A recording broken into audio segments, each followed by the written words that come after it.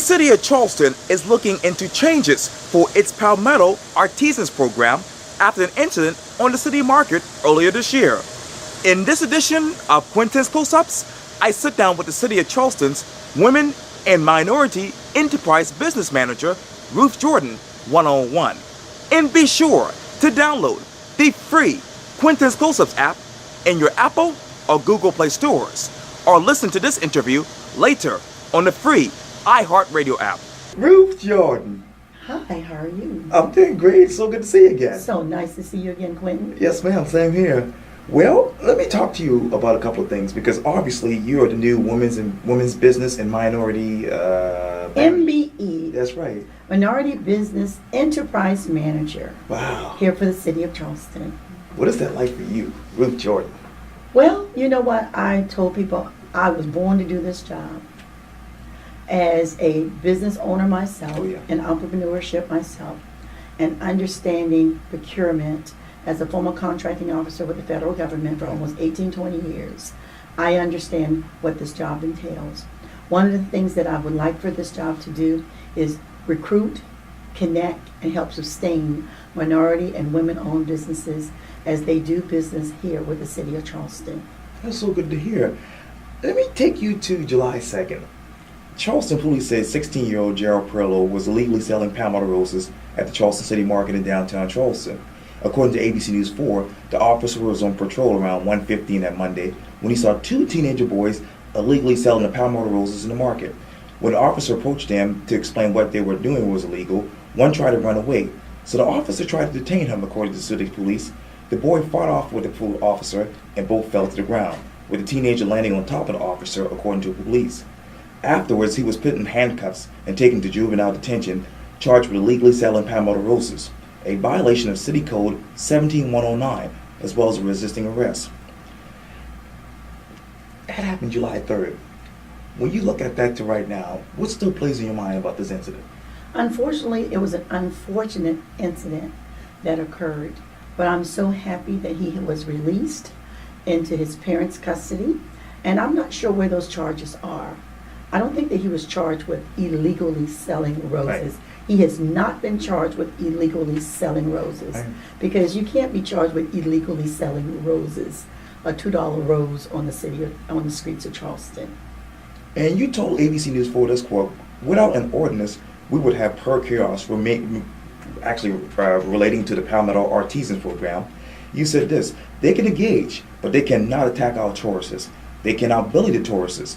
It's not our young people who are part of the artisan program. It is those who have not gone to the business camp, who have not gotten their permit and understand what the rules are." What are the rules right now when you think of that program, Ruth? Well, currently, we have what we call the Rose Partisan program, and I saw your interview with Jimmy Bell. Right. What an excellent interview. Oh, thanks. You know, it's an award-winning, nationally recognized program, Yeah. and it is for children between the ages of 9 and 16. What it does is that in order to be a part of that, they have to be basically part of our Children's Rose Partisan program. Right. What they do, artisan program, and what they do is that they go to Biz Camp. Biz Camp teaches them best business practices. It talks about how do you approach a potential customer, learn to say thank you. What are you going to do with your monies? You know, not only do we teach them best practices, but we also talk about financial literacy. Well, if you're going to be able to make $20 worth of roses, now what are you going to do with that $20? You can go buy more supplies. What we do here at the City of Charleston, we provide for them the supplies free. Okay. Free. They get T-shirts, Right. They get name badges Right. that recognizes them so that people can recognize that they are certified. And so part of any business is this: we can't operate without a business. You can't drive on the streets of Charleston without a license. You know, if you want to peddle in the City of Charleston, we have what we call a peddler's license. Right. Now, anyone that's part of the Rose Kids program, the permit is free. The Biz Camp is just 4 hours long, and it's free. The supplies are free. The information is free. The mentorship is free. The permit is free. We provide a table with an umbrella in 4 different locations for our young people to be able to be in highly visible tourist areas. You know, we don't want young kids between the ages of 9 and 16 running all over Charleston in back alleys trying to sell roses. It just is totally unsafe. And I know you talked to Adam Mantle with the Charleston City paper. You basically said you also are looking at other kiosks around the city of Yes, Charleston. we're looking at the opportunity of expanding if necessary. But more importantly, we've created a task force. Okay. We're in the process of creating a task force of stakeholders to include parents of Rose kids, maybe graduates of Rose kids, Okay. business owners, community leaders, clergy, staff, the police department, business owners from the market. So we're going to have stakeholders at the table to come up with a solution, what will be best for this particular program and how we can all live together, work together, and play together in this great city of Charleston. What's best for the program right now, Ruth? I'm not sure what's best for the program. I know that this program has been successful over the past decade, that it's been a very successful program. But currently, what we do have is that we do have a lot of young people who are not participating through the Rose Artisan program. It is a cultural program that we recognize that gift, that talent, and we don't want our young people to lose that gift or their talent. And so one of the things that we are hoping that we find out, well, why aren't those who can participate in the program not participating in the program? Okay. We have a class that's coming up at the last Monday here in July. Right. The Biz Camp will be here in the city of Charleston at Shaw Community Center. Oh, yeah. And for all those who would like to participate, who are not currently in the program, we're making it available. What is that gap? Why is that gap, Ruth?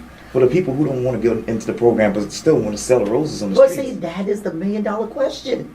What do you think it is? That's the $1 million question. That is the $1 million question. Why? I know that obviously you told ABC News 4 last week that 31 kids are enrolled in the program and that they're doing great.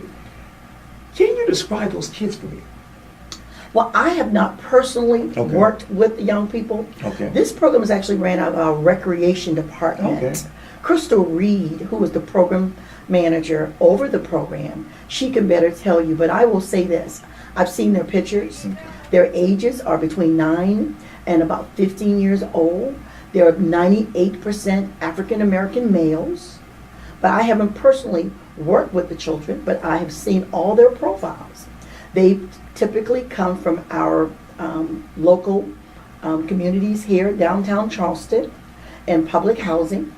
And I believe that this program is something that we need to continue with. And I understand that amid the criticism, you stand by this program and the kids. As we sit here right now, Ruth, what is the mission for this program? Well, when you say what is the mission, what do you mean? Of the Palmetto Artisans program, excuse me. Artisans program, Yes. artisan program, Yeah. artisan program. Yeah, however they pronounce that. I like to call it the Palmetto Rose Kids program. Okay, cool. What do you see for this in the future? Well, again, the task force that we're formulating with the mayor's request is to basically set the directives. It's going to be the task force. It's not going to be the Ruth Jordan's objectives. Right. It's going to be the task force mission. That is so good to hear. Mhm. Well, Ruth Jordan, thank you so much for your time. I really, really appreciate this. Well, I hope I was helpful. Yes. Although, again, this is the beginning of the infant stage of this task force, and we're looking forward to having this wonderful task force filled with, again, community stakeholders, and that we can come up with a solution. Thank you so much.